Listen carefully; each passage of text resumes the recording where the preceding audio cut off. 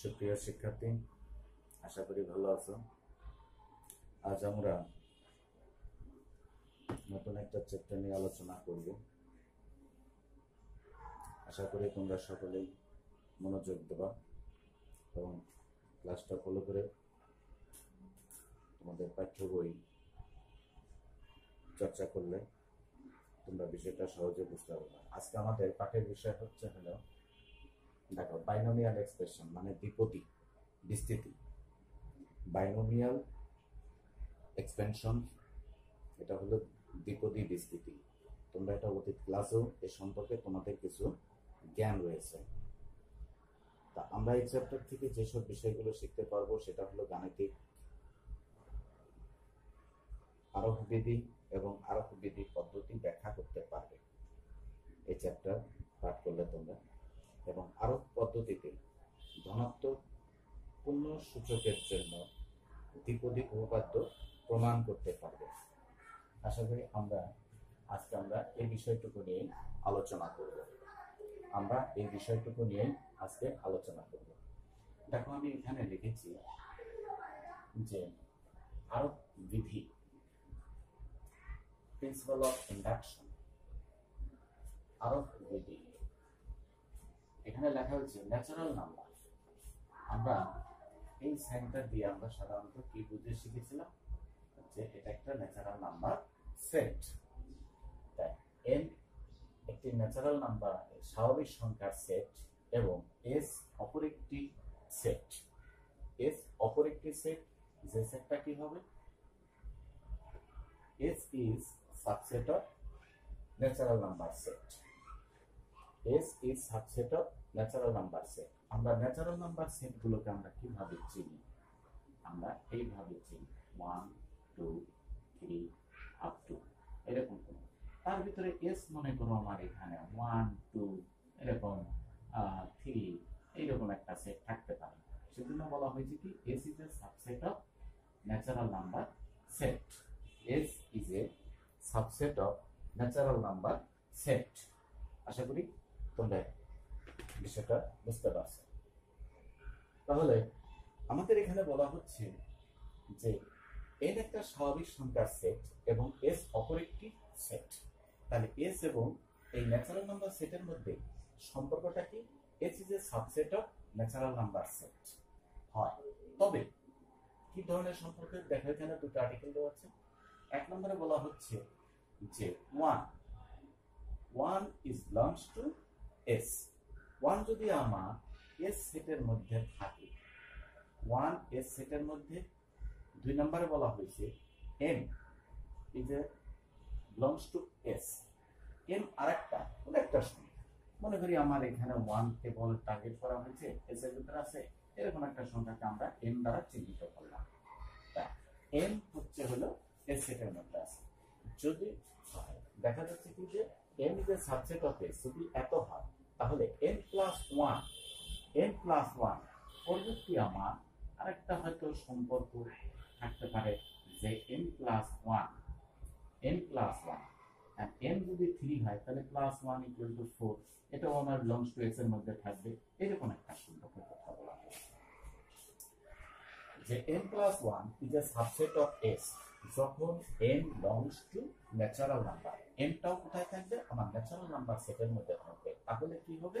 বলতে চাচ্ছি যে কি s = ন্যাচারাল নাম্বার সেট। তার মানে s এর ভিতরে যত উপাদান থাকবে সেটা ন্যাচারাল নাম্বারের সেটের ভিতরে সেই উপাদানগুলো। তাহলে এই যে সম্পর্কটা কি বলা হচ্ছে আমি আবার বলি। দেখো যে স্বাভাবিক সংখ্যার সেট এবং s অপর একটি সেট। n হচ্ছে একটি স্বাভাবিক সংখ্যার সেট, এটা আমরা জানি। s আরেকটা সেটকে আমরা চিন্তা করলাম, সেই সেটটার সম্পর্কটা কি? s is a subset of n natural number set. তবে কি ধরনের সম্পর্ক হবে? যেমন ন্যাচারাল নাম্বার সেটের মধ্যে একটা s আছে, 1 আছে, এবং সেটা s সেটের ভিতরে আছে। s সেটের ভিতরে একটা 1 উপাদানটা যদি s এ থাকে তাহলে m একটা উপাদান সেটাও আমার s এর মধ্যে আছে। যদি এরকম হয় তাহলে m plus 1 টাও আমার s এর মধ্যে থাকবে, যখন m টা কোথায় থাকবে? আমার ন্যাচারাল নাম্বার সেটের মধ্যে থাকবে। তাহলে আমরা এখানে বলতে পারবো কি যে s = ন্যাচারাল নাম্বার সেট, এই সম্পর্কটিকে আমরা ন্যাচারাল নাম্বার সেটের একটি মৌলিক স্বীকার্য বলতে পারি। হ্যাঁ, এই সম্পর্কটা, এই যে সম্পর্কটা, এই সম্পর্কটাকে বলা হচ্ছে কি যে এন এর একটি মৌলিক স্বীকার্য। এই স্বীকার্যকেই বলা হচ্ছে কি গাণিতিক আরোহ বিধি বা পদ্ধতি, গাণিতিক আরোহ পদ্ধতি বা বিধি, এটা বলা হচ্ছে। তাহলে আমরা এখন গাণিতিক আরোহ বিধি বলতে আমরা কি বুঝতে পারলাম, যে প্রিন্সিপাল অফ ইন্ডাকশন কি, এখানে মূলনীতিটা হচ্ছে হলো এন একটা ন্যাচারাল নাম্বার সেট, এস একটা সাধারণ সেট বা অন্য আরেকটা সেট, অপর একটি সেট, যেখানে S is a subset of N, S is a subset of N. তবে কি হবে, 1 যদি এস এর মধ্যে হয় এবং এন যদি এস এর মধ্যে হয়, তাহলে n প্লাস 1 আমার এস এর মধ্যে থাকবে, এস সেটের মধ্যে থাকবে, যখন n belongs to natural number. এনটা কোথায় থাকবে, ওই ন্যাচারাল নাম্বার সেটের মধ্যে থাকবে। তাহলে আমরা কি বলতে পারবো কি, S equal to natural number set, S সেটটা হবে ন্যাচারাল নাম্বার সেট। এই সম্পর্কটিকে আমরা ন্যাচারাল নাম্বার সেটের একটি মৌলিক স্বীকার্য বলে থাকি। এই স্বীকার্যকেই গাণিতিক আরোহ বিধি বা পদ্ধতি বলা হয়। তাহলে এখন আসুন, আমরা এখানে আরোহ বিধিটা যখন বুঝলাম, আমরা যখন আরোহ বিধিটা বুঝতে পারছি, তাহলে আরোহ পদ্ধতিটা কি প্রক্রিয়ায় হয় আমরা সেটা একটু দেখি। হ্যাঁ, আরোহ পদ্ধতি, মেথড অফ ইন্ডাকশন। তাহলে এখন দেখো, এখানে আমরা যে কাজটা করেছিলাম, যে দেখাইছিলাম যে 1 belongs to s, তারপরে দেখাচ্ছি n, হ্যাঁ, any number subset member of set n, তাহলে n is belongs to s আমরা বলেছিলাম। যদি এটা হয় তাহলে পরে আমরা কি বলছি, n plus 1 is belongs to s because n is belongs to natural number set। তাহলে এখন আমরা আরোহ পদ্ধতিটা কিভাবে প্রয়োগ করব এবং পদ্ধতিটা একটু আমরা দেখার চেষ্টা করব, বোঝার চেষ্টা করব। তাহলে n equal to 1 because n any number is belongs to natural number set, natural নাম্বারের ভিতরে যে কোনো সংখ্যা, এইগুলোকে সাধারণত আমরা n দ্বারা প্রকাশ করছি। তাহলে এখানে বলা হচ্ছে n equal to যদি 1, n equal to 1 এর জন্য আমরা কোনো একটা সমীকরণ বা পলিনোমিয়াল রাশি, সেটাকে আমরা নাম্বার অফ n দ্বারা পলিনোমিয়াল অফ n দ্বারা প্রকাশ করেছি।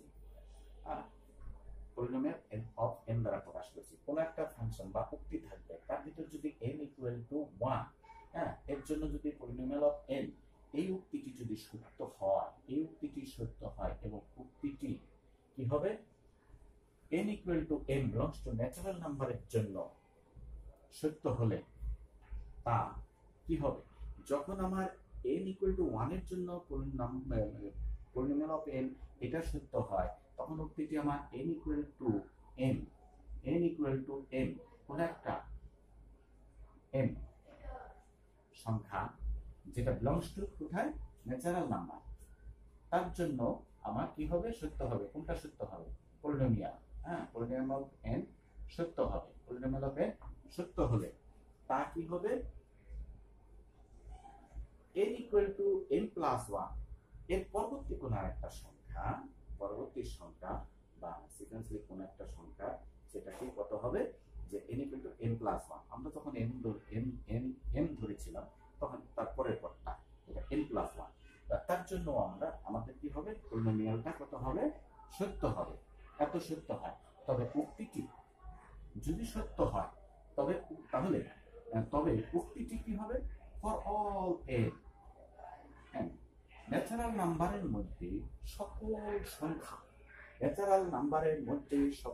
সংখ্যা, for all n belongs to natural number, এর জন্য কি হবে, আমার পলিনোমিয়ালটা কি হবে, সত্য হবে। পলিনোমিয়াল বলতে কি বোঝাইছে, আমরা সে উক্তি, আমরা যে উক্তিটা এখানে সাপোজ করা হয়েছিল বা পূর্ব ভবিষ্যৎ আমরা দেখি কোন একটা উক্তি, পলিনোমিয়াল সম্পর্কে তোমরা জানো, আমি আগের ক্লাসে দেখিয়েছিলাম। তাহলে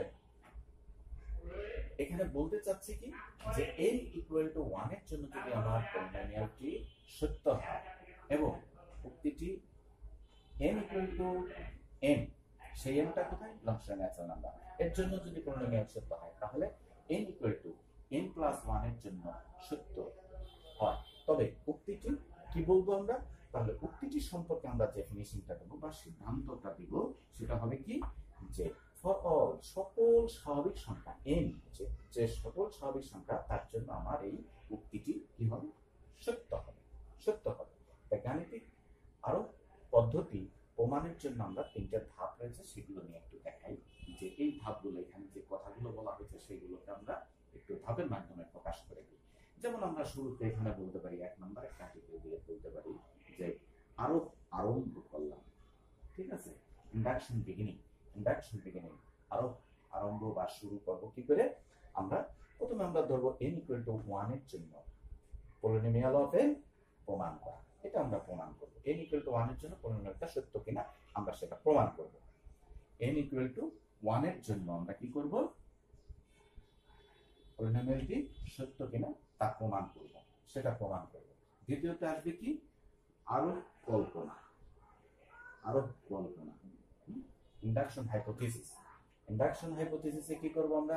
n ইকুয়াল টু m এর জন্য আমরা এটা কি করব? পলিনোমিয়ালটা ধরে নিব, যে এটা ধরে নেওয়া হবে যেটা সত্য, ধরে নিব। n ইকুয়াল টু 1 এর জন্য সত্য প্রমাণ করলাম। এখন কল্পনা করব যে n ইকুয়াল টু m এর জন্য এটা সত্য হবে, ধরে নেব যে সত্য হবে, এই পলিনোমিয়ালটি সত্য হবে। এরপরে আমরা, এটা হলো দ্বিতীয় ধাপ। তৃতীয় ধাপে আসবো কি? আরোহ স্তর। হ্যাঁ, আরোহ স্তরে আসবো কি? এখানে হচ্ছে ইন্ডাকশন স্টেপ, যে স্টেপগুলো আমরা যেটা প্রয়োগ করবো আর কি, সেটা হলো কি n ইকুয়াল টু m এর জন্য যে পলিনোমিয়ালটি আমরা সত্য বলে ধরে নিয়েছি, যে পলিনোমিয়ালটা সত্য বলে ধরে নেওয়া হয়েছে, তার সাপেক্ষে যদি আমরা n equal to n plus 1, ওই যে n ধরছিলাম তার পরবর্তী সংখ্যাটা যদি আমরা এখানে n পলিনোমিয়ালে যদি সত্য প্রমাণ করতে পারি, তাহলে আমার গাণিতিক পদ্ধতিটা সঠিক হবে। ঠিক আছে? উক্তিটি সত্য হবে, পদ্ধতিটা সঠিক থাকে এবং আমার যে উক্তিটাও আমার সত্য হবে। এই হলো 3টে স্টেপ। তাহলে আমি আরেকবার তোমাদেরকে আরো পদ্ধতিটা বলছি। প্রথমে কি করা হয়েছে? স্টেপটা গাণিতিক আরম্ভ করলাম। ইন্ডাকশন বিগিনিং এ কি করছি আমরা? n ইকুয়াল টু 1 ধরে নিয়েছি। n ইকুয়াল টু 1 এর জন্য আমরা কি করছি? পলিনোমিয়ালটাকে প্রমাণ করছি। দ্বিতীয় ধাপে আসি কি করব আমরা? n ইকুয়াল টু 1 এর জন্য আমাদের পলিনোমিয়ালটা সত্য ধরে নিব। এবং তৃতীয় ধাপে এসে সেটা কি কাজটা করব? যেহেতু আগের ধাপে আমরা ধরে নিয়েছি n ইকুয়াল টু m এর জন্য আমার পলিনোমিয়ালটি সত্য, সুতরাং n equal to m plus 1 এর জন্য আমার পলিনোমিয়ালটি সত্য প্রমাণ করব ওটার সাপেক্ষে। যদি প্রমাণ হয়ে যায় তখন আমরা কি বলবো? For all n belongs to natural number set, সেটের জন্য কি হবে? আমার প্রদত্ত যে উক্তিটা থাকবে সেই উক্তিটা বা পলিনোমিয়ালটি সত্য। এই হচ্ছে আমাদের এখানকার পদ্ধতি। তার সঙ্গে এখানকার একটা তোমাদের অতীতের সেই জ্ঞানটাকে একটু আমরা ঝালাই করে নিই।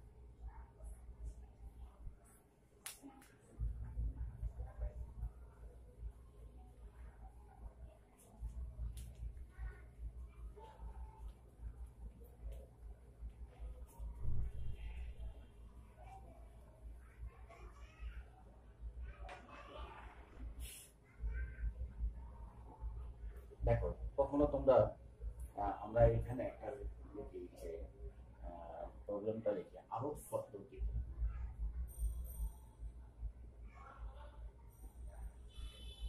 পদ্ধতিতে প্রমাণ করো যে 1:2 plus 2:3 plus 3:4 plus up to plus আমাদের এখানে আসবে n into n plus 1 equal to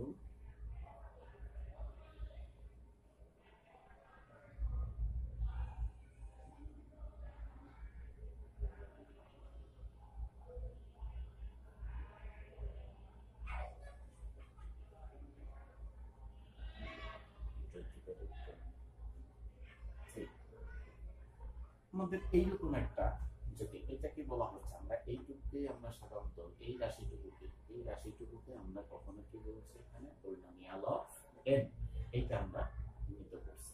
ঠিক আছে, আমরা এখানে এটা উচ্চ রাখি। তাহলে এটা একটা স্টেটমেন্ট, এইটা রাশি ইকুয়াল টু এত, এটা একটা স্টেটমেন্ট। তাহলে এটা গাণিতিক আরো পদ্ধতিতে আমাদের প্রমাণ করতে হবে। তা প্রমাণের জন্য আমরা এইটাকে, এই স্টেটমেন্টটাকে আমরা 1 নং স্টেটমেন্ট হিসেবে চিহ্নিত করব। এটাকে আমরা 1 নং স্টেটমেন্ট হিসেবে চিহ্নিত করব। এখন আমাদের সেই ধাপ অনুযায়ী প্রথম যে ধাপটা আমরা শিখেছিলাম, সেখানে গাণিতিক আরম্ভ করেছিলাম কি দিয়ে, যে n ইকুয়াল টু 1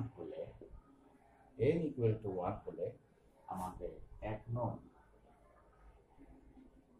বাক্যে লেফট হ্যান্ড সাইডটা কত আসবে, লেফট হ্যান্ড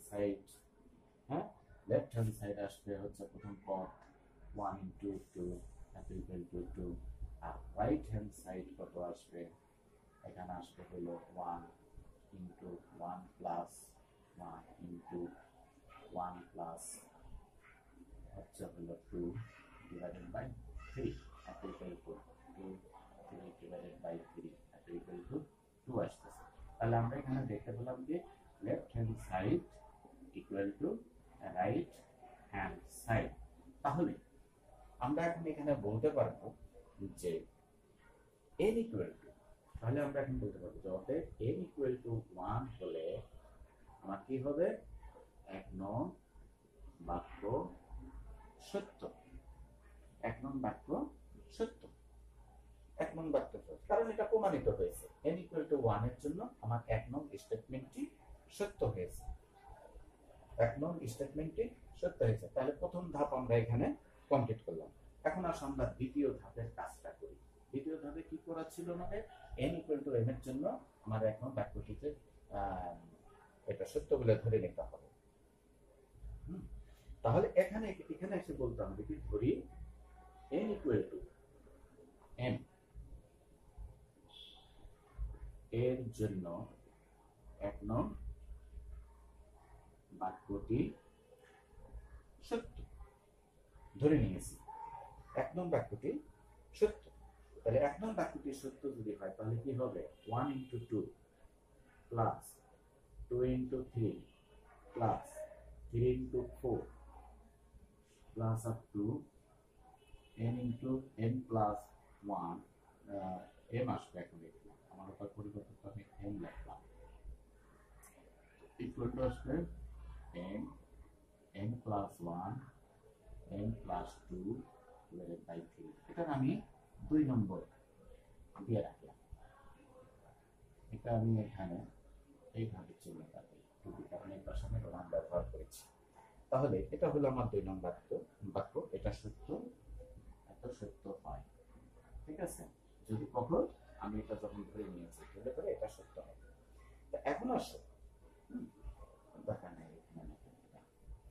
এখন আসো যে আমরা প্রথম ধাপে যেটা করেছি, প্রমাণ করেছি n ইকুয়াল টু 1 এর জন্য। দ্বিতীয় ধাপে আমরা ধরে নিয়েছি কি, n ইকুয়াল টু m এর জন্য আমার 1 নং বাক্যটি সত্য। সত্য হলে আমার কি হবে, তাহলে n এর জায়গায় আমি m টা স্থাপন করেছি, m এর জায়গায় স্থাপন করেছি। এখন কি কাজটা করব, তৃতীয় ধাপে এসে আমাদের যে কাজটা থাকবে কি, যে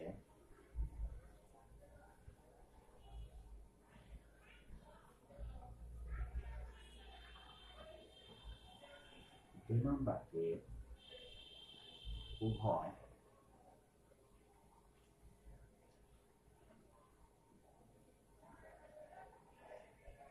n equal to n plus 1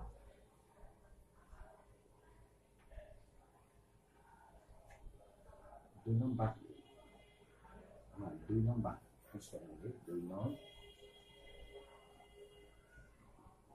বাক্য n equal to n plus 1 এর জন্য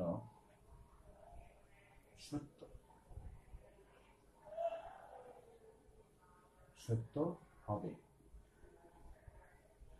যদি আমার কত হয়, 1 into 2 plus 2 into 3 plus 3 into 4 plus up to n plus 1 into n plus 1 plus 1, তাহলে এই দুটো জায়গায় আমি একসাথে 2 লিখতে পারি, 2 লিখে দিই ইকুয়াল টু, এখানে দেখো যে n plus 1, তারপরে n plus 1 plus 1 আবার plus 1, তাহলে এই দুই জায়গায় আমি লিখবো কত, 2 লিখি। এরপরে আমার n plus 1 plus 2, এটার জায়গায় আমি লিখবো কত, 3 লিখবো, নিচে আছে 3, এইটা নাম দিলাম 3 নাম্বার। 3 নাম্বার যদি এত সত্য হয়, এত সত্য হয়, এই বাক্যটি যদি সত্য হয়, তাহলে শর্ত দেওয়া হচ্ছে এখানে। ভিন্ন বাক্যটি কি হবে, যে ভিন্ন বাক্য n equal to n plus 1 এর জন্য সত্য হবে যদি আমার কি হবে, এই সম্পর্কটা যদি আমার সত্য হয়। তাহলে সত্য হয়, তাহলে এটা সত্য প্রমাণ করার জন্য কি করতে হবে, n plus 1 বাকি অংশ এখানে, কারণ এটা এই পার্ট, এই রাশিটা আমার এখানে হয়ে গেছে, এইখানে রয়ে গেছে, তাহলে এটা তার পরের ধাপ। তাহলে এখন পরের ধাপের জন্য আমরা কি করব, যে 2 নং এ উভয় পক্ষকে কি করব, n plus 1 এবং n plus 2 এত পক্ষে যোগ করি, এটা যোগ করে দেব। এটা যোগ করে দিলে আমরা 2 নং সমীকরণ থেকে কি পাবো, এই সেই 2 নাম্বার সমীকরণ, মানে কি পাবো, 1 into 2 plus 2 into 3 plus 3 into 4 plus up to কত আছে, n plus 1, এইটা যোগ করলে আসবে n plus 1 n plus 2 equal to, এখানে আছে n plus 1 n plus 2 divided by 3 plus n plus 1 এবং n plus 3, n plus 2, n plus 2, এই। তাহলে আমি এখন কি করলাম, 2 নং বাক্যের উভয় পক্ষে আমি এখানে n plus 1 এবং n plus 2 প্রয়োগ করলাম, n plus 2 প্রয়োগ করলাম। প্রয়োগ করে দেখব, এখন এই জায়গাটা ক্যালকুলেশন করে দেখতে হবে আমার এটা 3 নম্বরের সমতুল্য হয় কিনা, 3 নম্বরের সমতুল্য হয় কিনা, এটা আমার দেখতে হবে। এটার দরকার নেই। এখন দেখো এইখানে যে রাশিটা আমি লিখেছিলাম সেটা আমি আবার এখানে কেটে দিই, n plus 1 n plus 2 divided by 3 plus n plus 1 n plus 2, আমার এই হলো এখানকার রাশি, এই ডান পাশের এই রাশিটা, ঠিক আছে, এটা আমি উপরে লিখেছি, এটা আমি উপরে লিখেছি। তাহলে এইটুকুকে আমি ম্যানিপুলেশন করব, 3 n plus 1 n plus 2 plus 3 n plus 1 n plus 2, 3, তাহলে n plus 1 n plus 2, এখানে থেকে কমন নিলে কি থাকে, n plus 3, n plus 3 থাকে, ঠিক আছে। তাহলে এই যে n plus 3, এই রাশিটা কার সমান আসলো, 3 নং সমীকরণের, যা 3 নং বাক্যকে সত্য প্রমাণিত করে, 3 নং বাক্যকে সত্য প্রমাণিত করে। তাহলে এই 3 নম্বর বাক্যের রাইট সাইড আমার সমান হয়েছে। তাহলে এখন কি বলবো, সুতরাং তাহলে ফিনিশিং এ যে এসে আমাদের কথাটা কি বলতে হবে, ফিনিশিং এ যে এসে আমরা এখানে একটা সুন্দর উপসংহার টানব। সে উপসংহারটা কি হবে, যে অর্থাৎ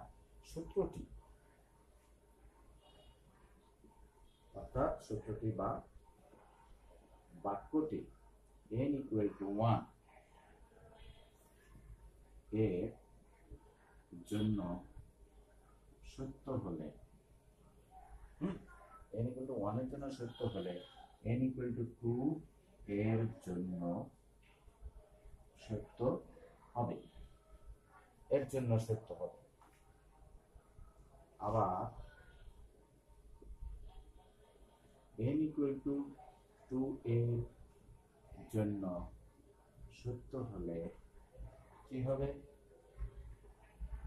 n equal to 3 এর জন্য সত্য হবে। এইভাবে যদি আমরা বলতে পারি যে তাহলে হবে। অনুরূপ ভাবে আমরা বলবো যে n equal to m এর জন্য সত্য হলে n equal to n plus 1 এর জন্য সত্য হবে। ঠিক আছে? সুতরাং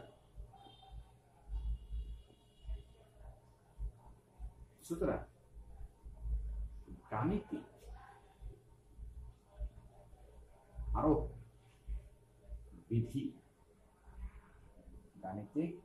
আরোপ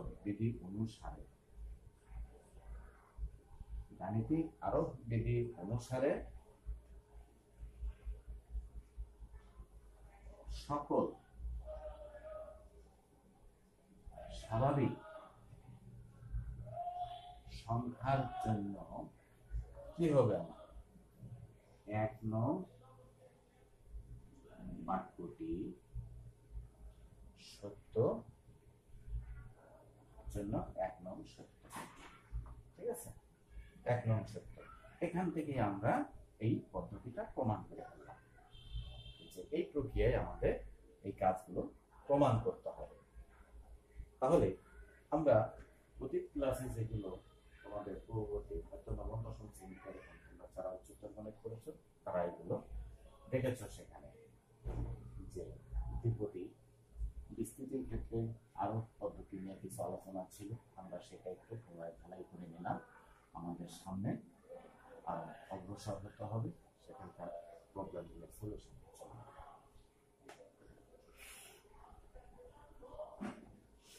তাহলে শিক্ষার্থীবৃন্দ, আজকে আমি তোমাদেরকে গাণিতিক আরো বিধি এবং পদ্ধতি এগুলো নিয়ে আলোচনা করলাম এবং একটি উদাহরণ দিয়ে বুঝিয়ে দিলাম। আশা করি তোমরা এগুলো তোমাদের নিজ নিজ পাঠ্য বই থেকে দেখবা এবং চর্চা করবা, একটু দেখে রাখবা যাতে আমরা সামনে প্রবলেমগুলো সলভ করার জন্য আমরা অনায়াসে এগুলো সলভ করতে পারি।